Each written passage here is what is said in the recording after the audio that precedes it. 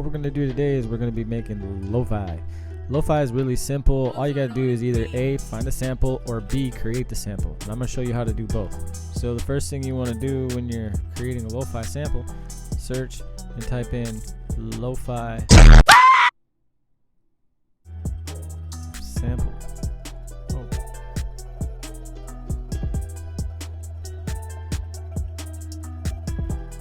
Lo-fi samples to shop.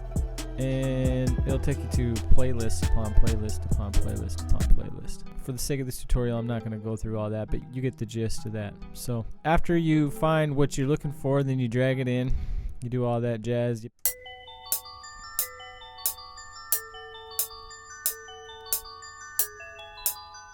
What we're going to do is we're going to add in this plugin that I have. It's called RC20 Retro Color.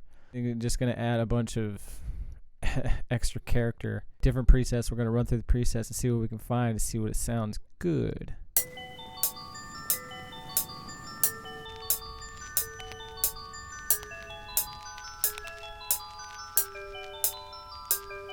I'm going to duck that out a little bit.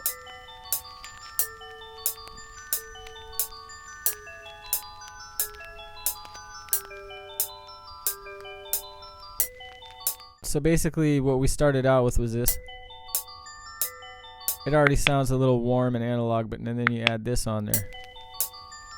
Definitely gives it some some extra spice. After that, we just add your drums. Now you can either sequence them in here,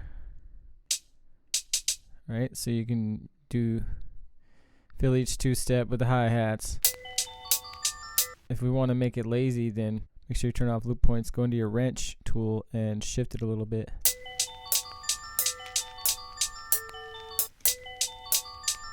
See that now that sounds a lot nicer. With the kick, you want to make sure that it's lazy, so if you're sequencing, you can't do it on grid, so it's better if you just keep it off the metronome. So you just put it on none.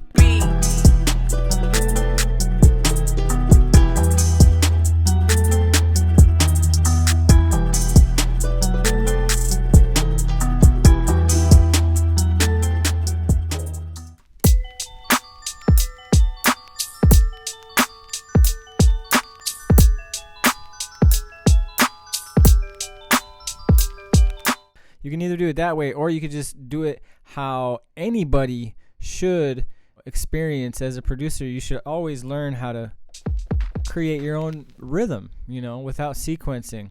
Just because you suck at playing drums now doesn't mean that you can't practice. You stink! It's never too late to start. So what I suggest is going in and getting a feel. Even though this is lazy, it's always going to be the same rhythm. See? I grab FPC, my drum pads that I'm using, right? And so now that that's in the drum pads, I have all of them sectioned out, and now I want to create a rhythm using a live rhythm and not just I want hi-hats and everything. So let's see what we can come up with, right?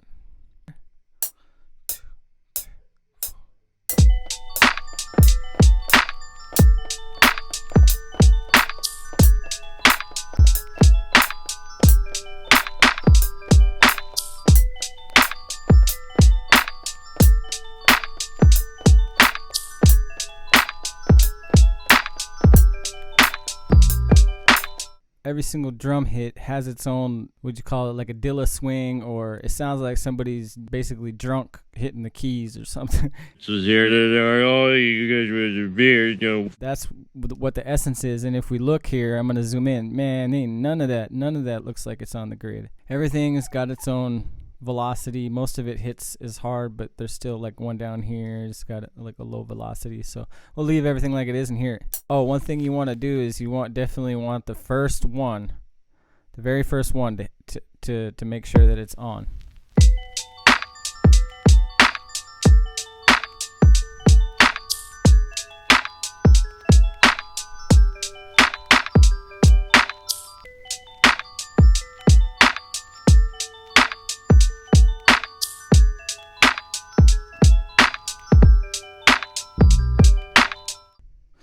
Now, if we play this, you're gonna hear a big difference.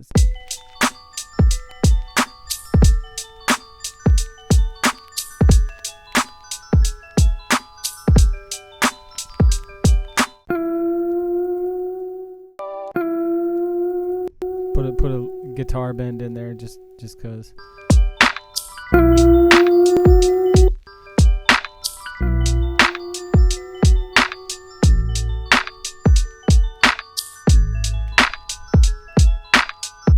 Alright, so what I'll do on this retro color, one quick thing I'll do is I'll come in here and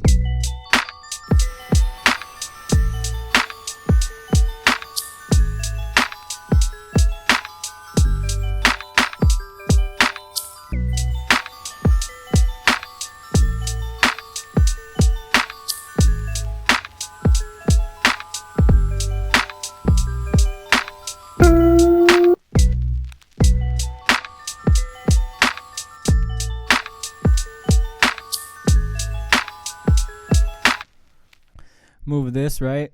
And then I'm gonna go to tools, last tweaked, create automation clip, and then I'm gonna bring that in, and that's gonna finish out the lo-fi just to differentiate it. Now I'm gonna go here, make unique. Once that's made unique, I'm also gonna change the color so I know it's unique. Now I'm gonna drag it down here. I'm gonna get rid of these two. Just come here, put a effect tricks, so that way we can change up the style a little bit.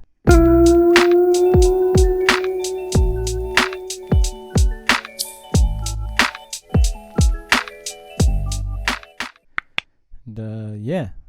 If you guys have any questions, make sure you let me know in the comments below. Also, make sure you subscribe to the channel if you haven't already. Turn on the bell for the post notifications so you can be notified anytime I drop a new video. Make sure you follow me on any social media at Mozart on the Beat. Have a good day, guys.